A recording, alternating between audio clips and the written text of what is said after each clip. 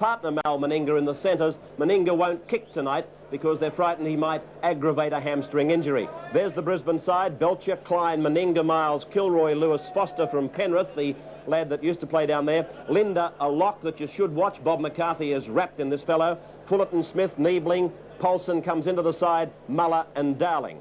South Sydney's team now for you, and it's Gurr, Harrington, Niscott, Murphy, Biles, Baker, Coleman, Mark Ellison, a lock forward who played in the President's Cup side, successful for South last year, and apparently has all the ball skills, and Ron Willey is just waiting to see if he can take them into the first grade match. Boyle, Carberry, Dean Rampling, Mario Fennick and Bill Hardy make up the South side. And so quite a healthy crowd here at Lang Park on a balmy night in Queensland to see this first appearance of the combined Brisbane side, who haven't yet won a cup title, taking on South's winners back in 1981. Bill Anderson joins me for commentary in just a moment. South Sydney running from left to right, and the kick-off taken by Neil Baker, immediately fielded by the fullback Belcher, and it's Gene Miles who takes it up.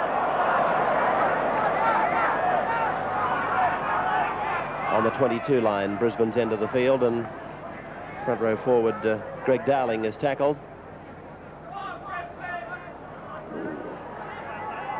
That's Brian Niebling. As Bill Anderson joins us in the commentary, and it's a tall order for South Sydney here tonight. Certainly is, Ray. Brisbane have a number of individually brilliant players, and on that score they have the edge over South, but the Rabbitohs have the advantage of a tough week-in, week-out competition, and that must give them some chance of recording an upset. So the ball out on the full.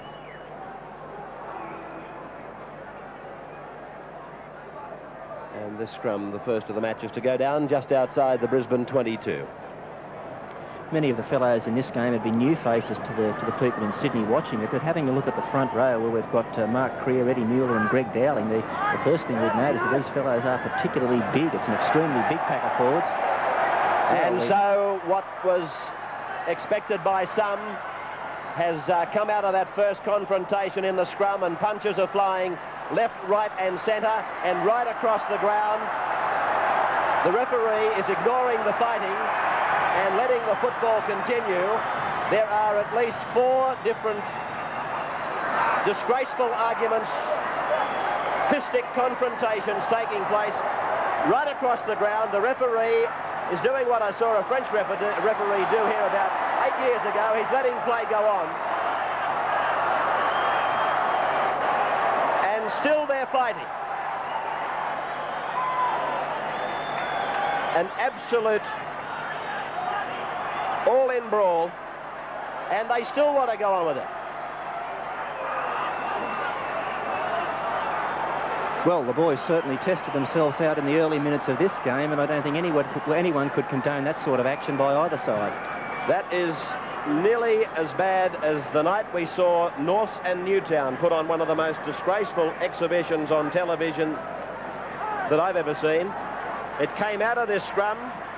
They came up throwing punches left, right and centre, and then they went their separate directions, and the brawl broke up into 3 different areas.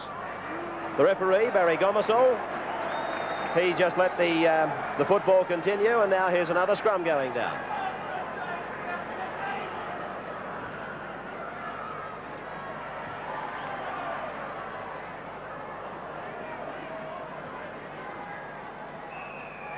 Penalty to Brisbane.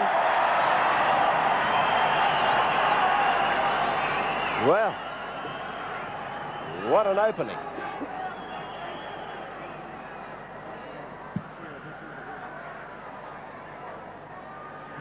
I just trust that any youngsters who may have been watching don't use that as their yardstick for measuring what is expected of them if they're playing the game of rugby league. Dowling tackle, just into South territory. That's Brian Niebling. I might add, on the credit side, nobody got hurt. It was, for the want of a better word, a clean fight. It was restricted to fists only. There wasn't anything that you'd have to be worrying about in the direction of feet or elbows. Lewis might have been having a little look then. This is Kilroy.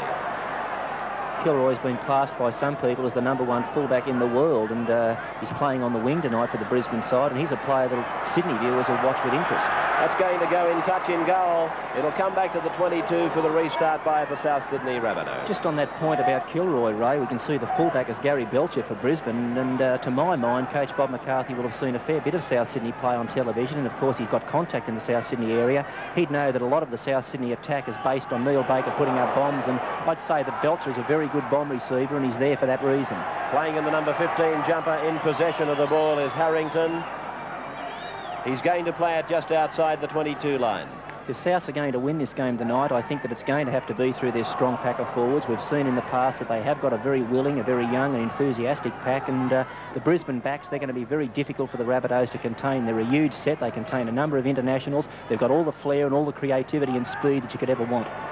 Ziggy Nescott. Brisbane standing up very flat in defence.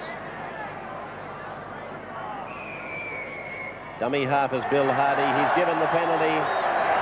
Penalty to Brisbane, right in front of the uprights, 15 metres out. And he's pinched Ziggy Nescott, the South's captain, for using a knee as he was getting up to play the ball.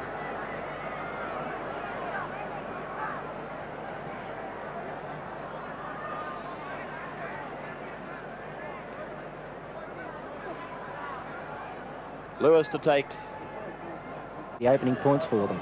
Lewis taking the short kicks tonight. Successful, and Brisbane take first points, leading by 2 points to 0.